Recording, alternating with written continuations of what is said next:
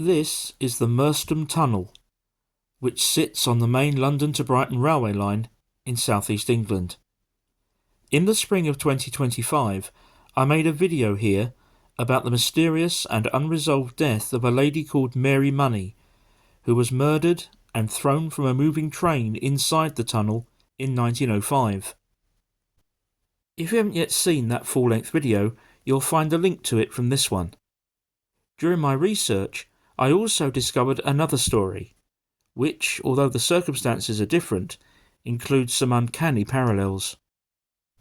This story occurred during World War I and involved a 24-year-old sailor named Reginald Clarence Stanbury.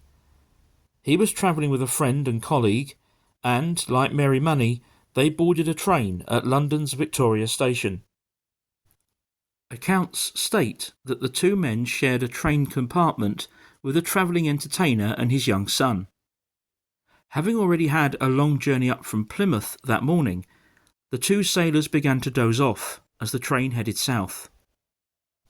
As the train entered the Merstham Tunnel, where Mary Money had died 11 years earlier, Stanbury suddenly stood up, said "excuse me" to the entertainer, walked over to the carriage window and put his hand on the door handle. The door flew open and Stanbury fell out. The emergency chain was pulled and the train came to a halt. An immediate search back up inside the tunnel quickly found Stanbury. He had a massive head injury and had clearly died instantly.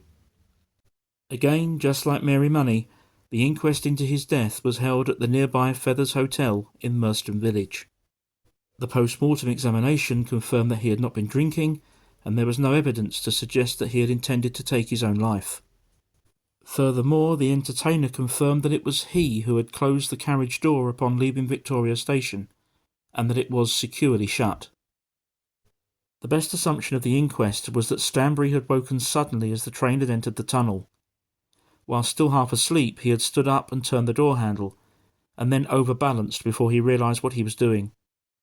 The coroner therefore returned a verdict of accidental death. He was buried nearby, and I was recently able to locate and visit his grave.